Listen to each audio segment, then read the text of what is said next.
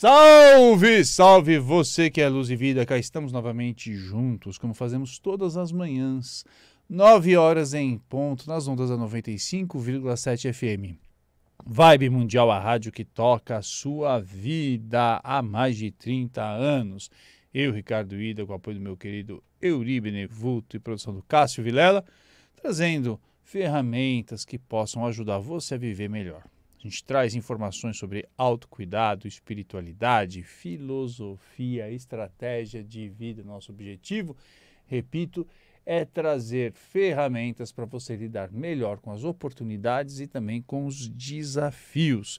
E você pode acompanhar esse programa também no site Vibe Mundial FM e no aplicativo da Vibe Mundial FM. Assim, não só o pessoal de São Paulo, do estado de São Paulo, consegue ter acesso a essa programação incrível, mas gente do mundo inteiro.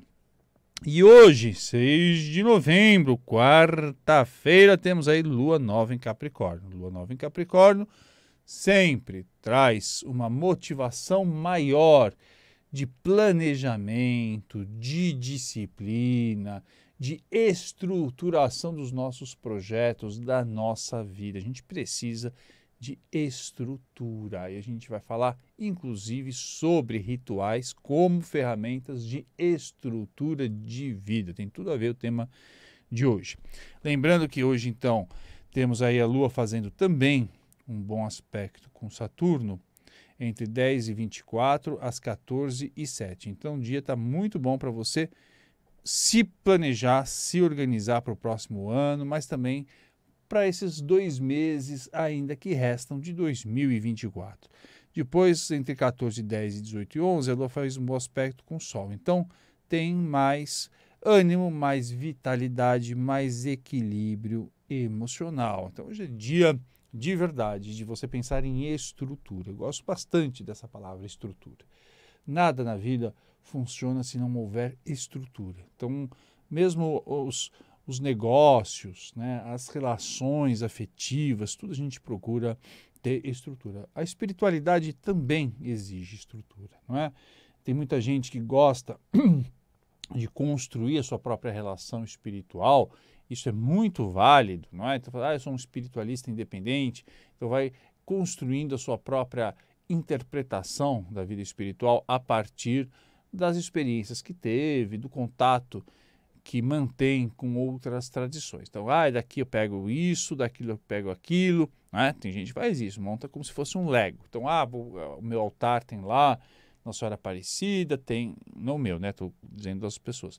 Tem lá o Buda, tem a Iemanjá, eu leio o Salmo, mas eu também dou o Reiki, eu faço a yoga e eu tomo banho de sal grosso. Então, tem gente que constrói a espiritualidade dessa maneira. E é claro, toda forma de você individualizar, desde que isso respeite as leis e a coletividade, é válida. Mas é bom também ter um mínimo de estrutura, um mínimo de coerência, né? Então você não pode simplesmente falar assim, eu acredito no poder do sal grosso e não acredito no poder do sal grosso, né? Você tem que ter o que a gente chama de códigos. Você precisa ter informações que sejam coerentes e que ajudem a criar, né, uma estrutura coerente de crença. E uma das maneiras de a gente ter mais estrutura na vida é a existência de rituais. Quando eu fiz o meu mestrado em ciência da religião, o tema foi rituais online, né? Como é que as pessoas estavam praticando uma série de rituais coletivos, religiosos, durante a pandemia. Claro que para você falar de rituais online, a gente precisa, no meu caso, eu precisei estudar muito rituais. Então, eu fui buscar tudo que tinha de produção acadêmica, né, de livro, de artigo científico, de antropólogos, de sociólogos, de estudantes de semiótica, de pesquisadores da área de teologia. Quer dizer, para entender como é que são estruturados os rituais, o que a gente define como ritual, para depois verificar se faz sentido ou não, não é? A existência desses rituais online. E aí, é claro, eles vieram para ficar. Claramente, os rituais online, eles não substituem os rituais presenciais, né? Todos os rituais presenciais, mas eles servem de complemento, né? O meu livro virou livro, a minha dissertação chama Rituais Online, é um desafio para as religiões, pela editora Lunai, tenho esses livros, tenho também os livros que estão vendendo sempre muito bem, graças a Deus, que é o Laroyer e o Guia para Quem Tem Guias, pela editora Alfabeto, que vocês tudo podem encontrar lá na Amazon. Então, nesse livro, nos Rituais Online, eu mostro bastante essa evolução. Não é? E também vou buscar em diferentes pesquisadores por que as pessoas têm necessidade de rituais. Eu sou um cara que defende muito a ritualização da própria vida. Eu acho muito engraçado porque você tem sempre, em algumas religiões, inclusive mais recentes, fala assim, nossa, a gente não tem ritual. Muito comum você ouvir falar espírita que fala assim, não temos ritual.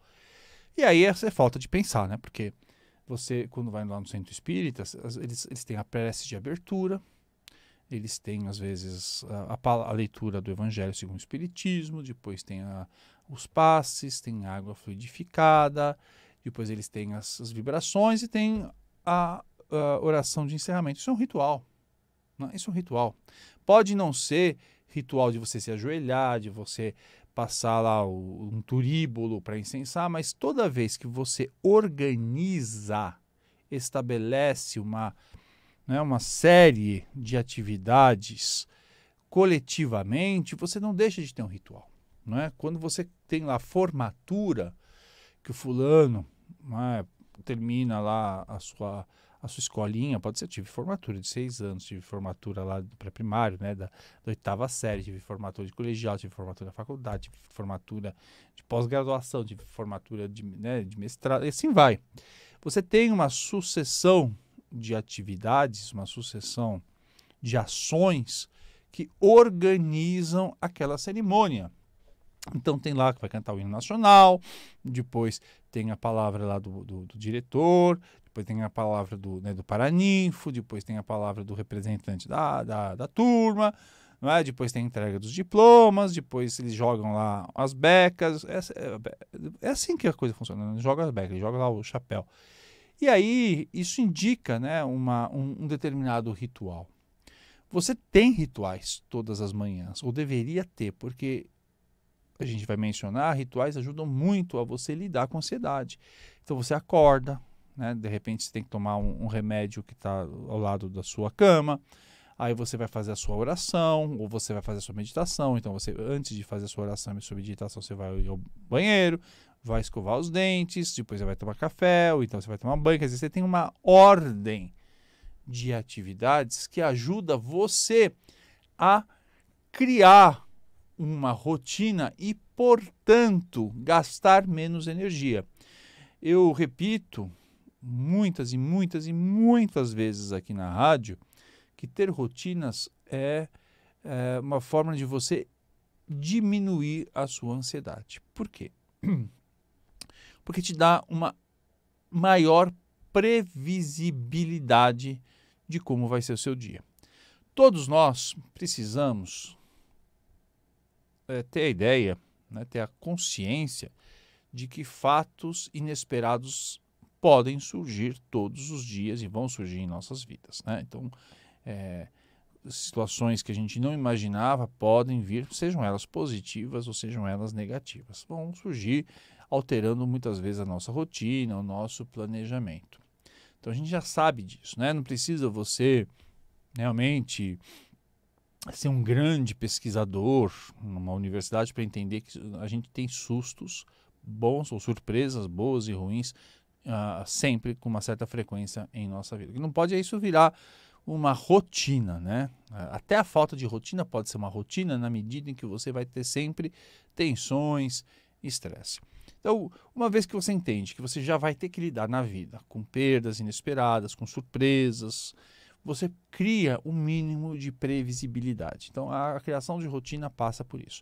E quando você cria, né, rotinas rituais cotidianos, você já também começa a dar, né, sentido para uma série de ações que poderiam ser banais na sua vida.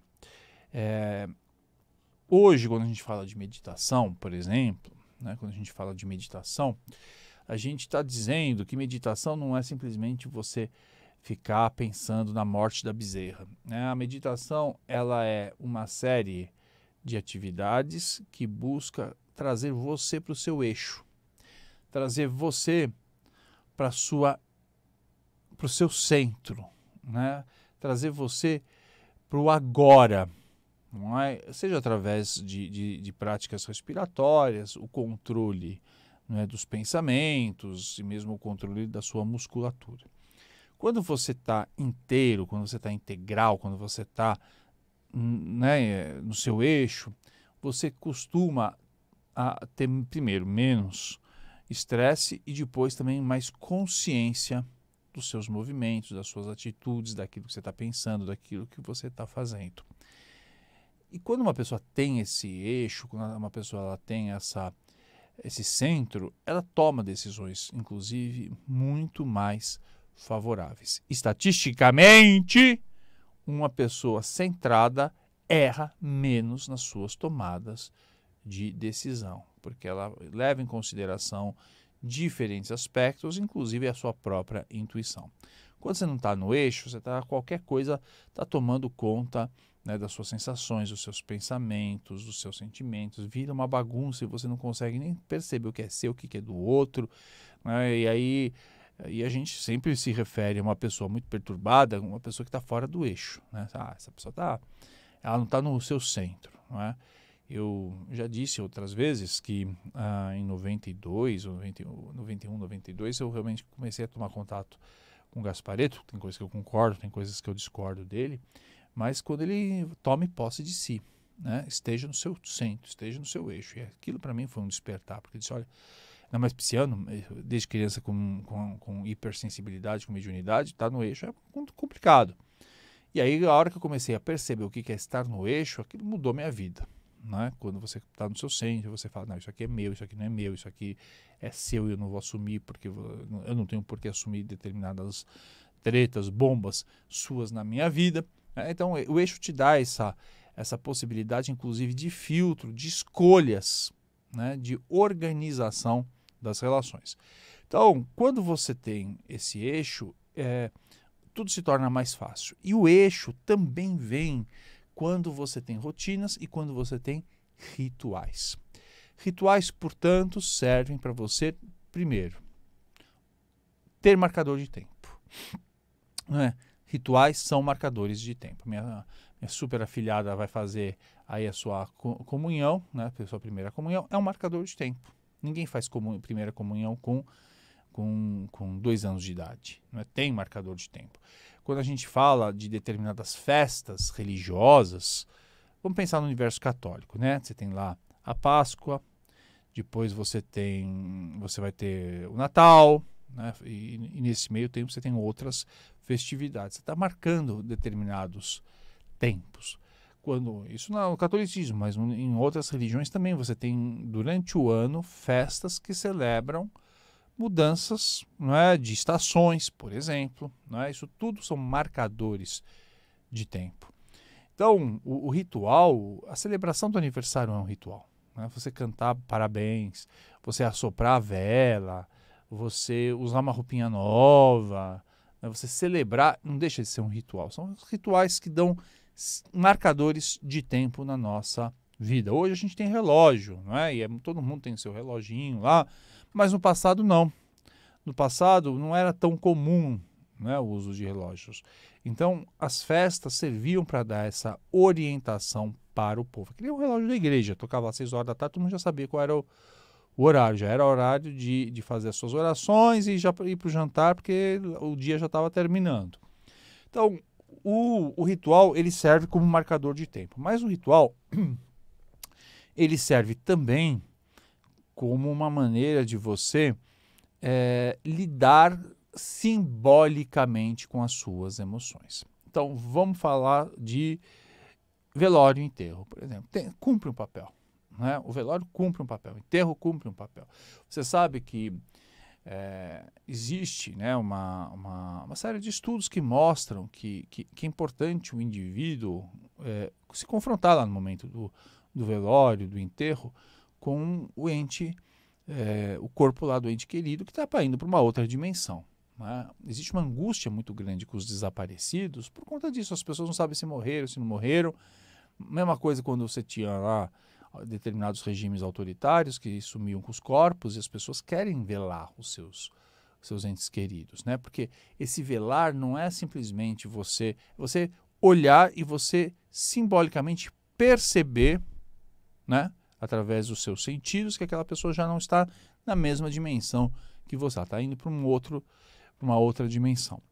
Quando você também faz determinados rituais, eu falo disso lá no meu livro, você cria, né, condições também para o seu cérebro trabalhar.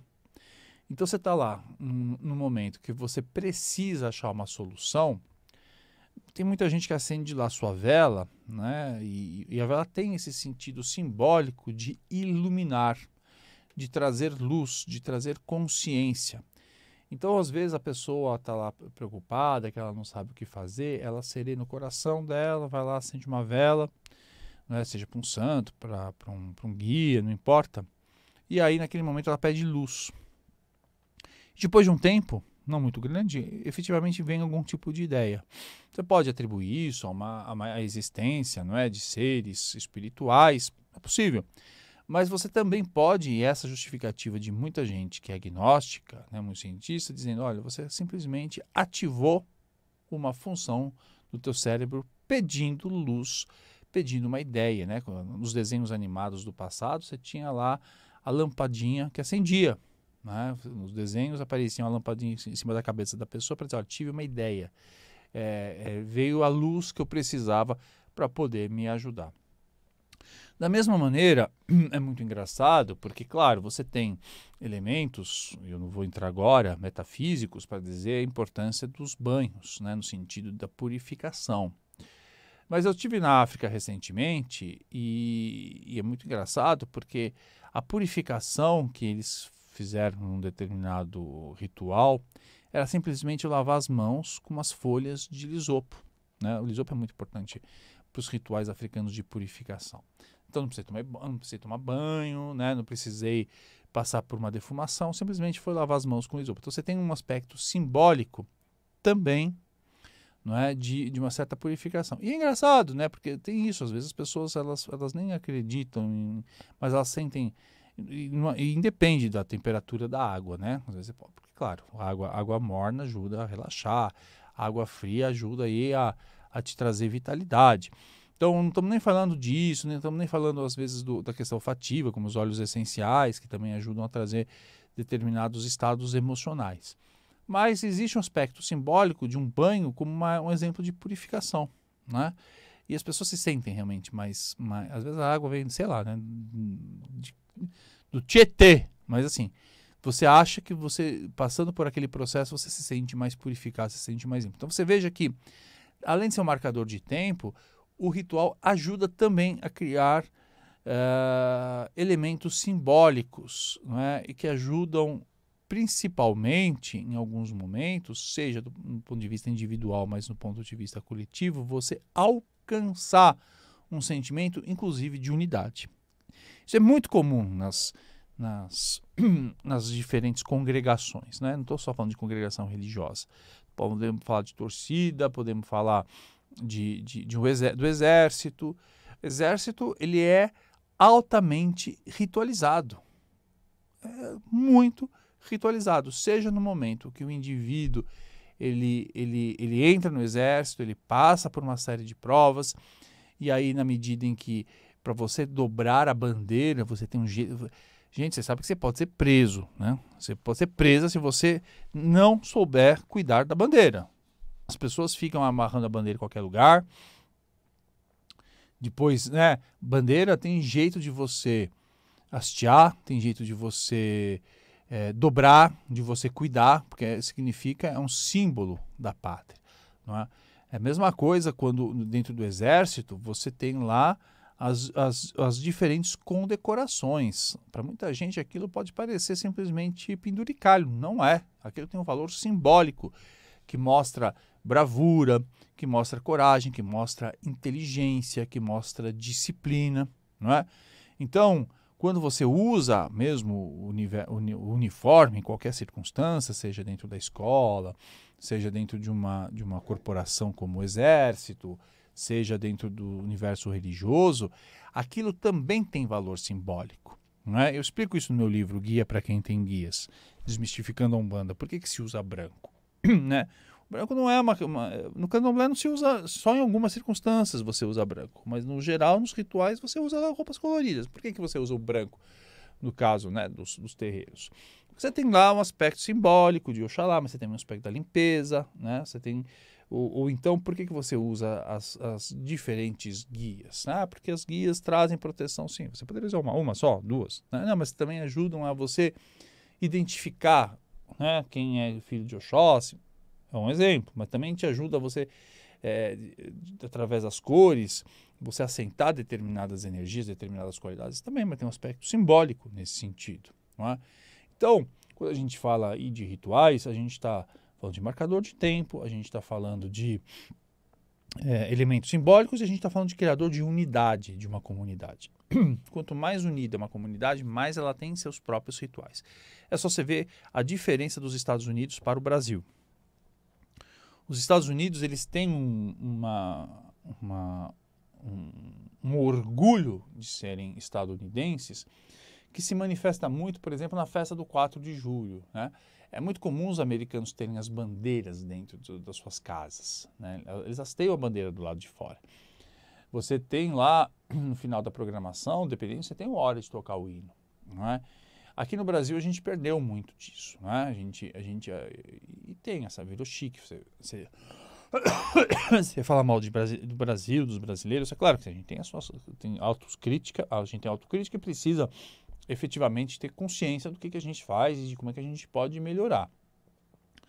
Mas a forma como a gente lida com a nossa própria nacionalidade tem levado as pessoas os estrangeiros, às vezes, eles ficam chocados. E é isso a gente vê na forma como a gente lida com símbolos nacionais. Né? Você veja, mesmo dentro a gente estava conversando com meu querido Euri, dos torcedores, não estou falando de torcida organizada, de torcedores. Os torcedores, eles têm... se você vai lá para um jogo... Palmeiras, você cria um sentimento de unidade, está todo mundo vestido de verde, né? Você se sente parte daquilo, você se sente feliz de fazer parte de uma família para essa Itália, né? do Palmeiras. Você vai cantar o hino, né? Você tem uma... Então você veja que a questão dos rituais, elas são bastante comuns. E há quem diga, inclusive, que muitas das bagunças que a gente vive hoje no mundo é pela falta de ritualização, porque ritual ficou uma coisa meio antiquada, né? Então, assim, sentar com a família, que era um ritual, vamos jantar todo mundo junto, que era um ritual, ficou uma coisa antiquada. Aí virou, cada um vai comer lá, um tá jogando, o outro tá no celular. Da mesma maneira, quando você observa... Né, as passagens de idade, você vê, no passado era impossível, não é da minha época, nem da época do Euri, mas na época dos meus pais, o cara só ia usar calça comprida depois que fizesse 14 anos, podia estar o frio que fosse, ia usar calça curta, né? Mas isso marcava o quê? O sujeito passava a usar calça comprida, o comportamento dele mudava. Né? Hoje, você tem lá o sujeito de 50 anos, de 40 anos, que parece um adolescente. Não é o fato de ser jovem, mas é muitas vezes a ideia da responsabilidade, porque você tinha marcadores e rituais que diziam, olha, a partir de agora é necessário um outro comportamento para você. Né? Os judeus têm o bar mitzvah, que você vai lá fazer... Né, a leitura da Torá, você tem esse marcador que, de certa maneira, também orienta a pessoa o tipo de comportamento. Você tem um ritual, você sabe, começou a missa, começou o culto, começou, né, uma gira, o seu comportamento tem que ser mudado. Você cria, não é? Até um sentimento não só de unidade, mas um sentimento de disciplina. Então, eu queria Eu vou falar bastante sobre rituais, eu quero me especializar, especializar não, mas eu quero, porque eu já tenho muita especialização nesse universo dos rituais, mas eu quero trazer isso muito mais como discussão e com frequência aqui dentro do programa, porque eu tenho absoluta certeza que quanto mais você entender de rituais, eu não estou falando de rituais específicos de uma determinada tradição, mas você ritualizar determinados elementos da sua vida, mais a sua vida vai ficar organizada e mais você vai poder se sentir senhor do seu próprio destino. Tá bom? Um grande beijo, nos vemos amanhã às 9 horas em ponto.